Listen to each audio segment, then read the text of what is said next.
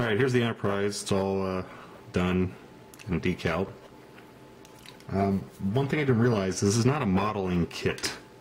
This is a exercise in gift wrapping. I don't think there's a single portion here not covered with a decal. Well, there's like there, in the dish, and that's about it. So this was one long decaling project. I almost forgot I built this model. So let me show you the saucer here real quick. Everything came out pretty well.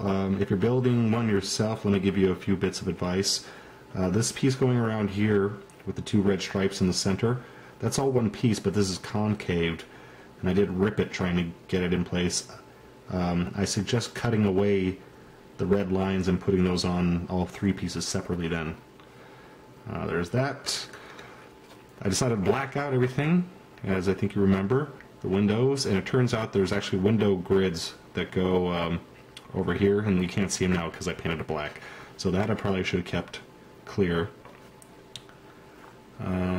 Saucer went pretty well. One major mistake I did was, I think I said I got tired of doing the little painted details. I didn't know where the decals are going. So I said I was going to decal it and then paint afterwards. And of course I found something that didn't work with that plan.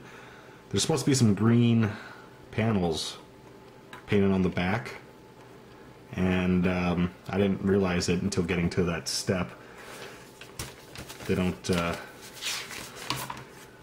me show you where that is, because frankly I find it quite annoying. They should have separate steps for the painting and then show you the decals. The problem is you get to step B and you start laying out the decals. There's no way of telling in what order to paint. So the paint needs to go first here. It's the only area the paint needs to go first. Everywhere else you could decal and then paint afterwards. But the one place I didn't paint first ends up being the one that's most important. So that was annoying. There's no way of going back and painting that now, because either it's going to cover up the Aztec, or if I mask it off, that's going to peel up the tape's going to peel up the decal. So anyway, this turned out to be the easiest, which was surprising. The hardest part was doing all this because of all the curves and everything. There's still some areas I gotta pop some air bubbles and try to seal it down.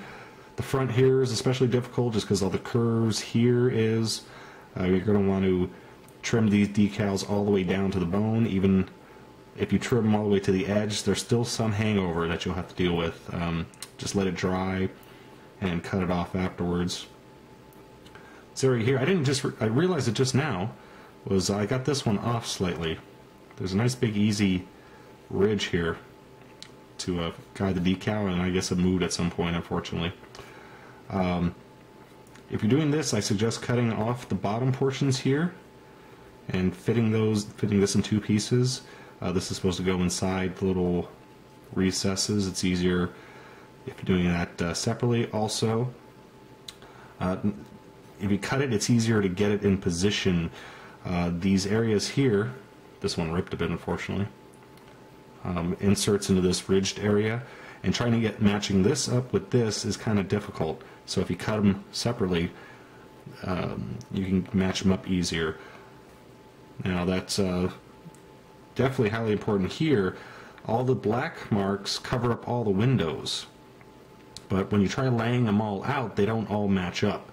So I got some here that are off center, other ones that are matched perfectly, and some are off center. This side appears to be the worst. I actually didn't realize it was that bad until just now.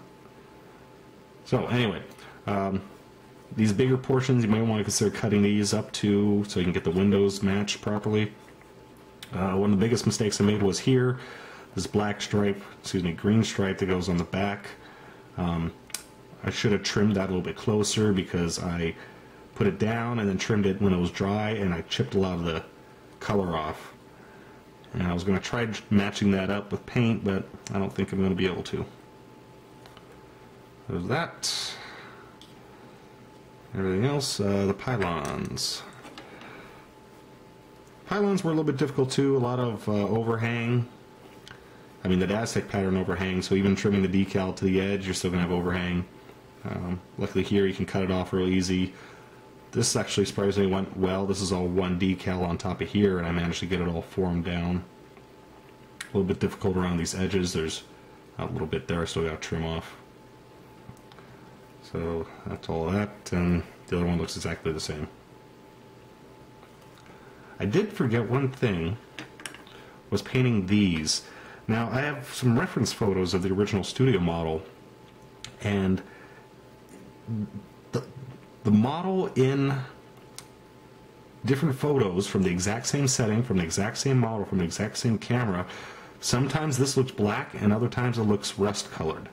Now the instructions say rust colored, but I don't know how they painted this, the original. I don't know why it looks so a wide variety of differences. I guess it's just it reflects light very well, and without the light it's black, it looks black.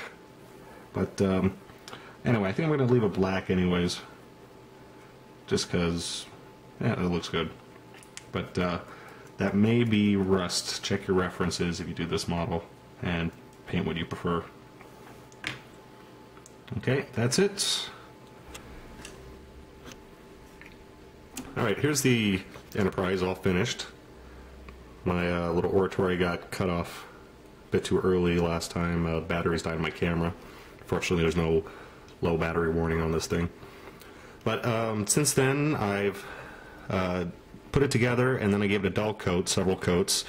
I was contemplating leaving it as on the gloss coat, figuring the metallic paint would shine better, but I decided to give it a shot of gloss coat, and looks pretty good. I like it a lot better with the gloss.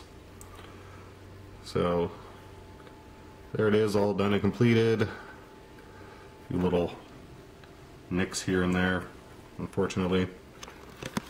One thing I forgot to mention earlier, I was saying I was having a problem with the round 2 decals because they didn't move around easily. I found a solution to that was by just simply adding more water to the mix instead of just using the micro set on its own, mixing some water in with it, and that helped a lot. Normally I don't work with such large decals, so I never thought about that before, because the set on its own always worked fine, but worked out. There we go. I used the original base that came with the kit. Normally I don't use those.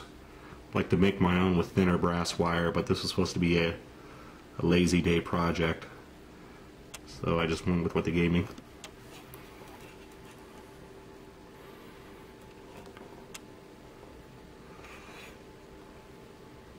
Alright, there we are, all done and dusted.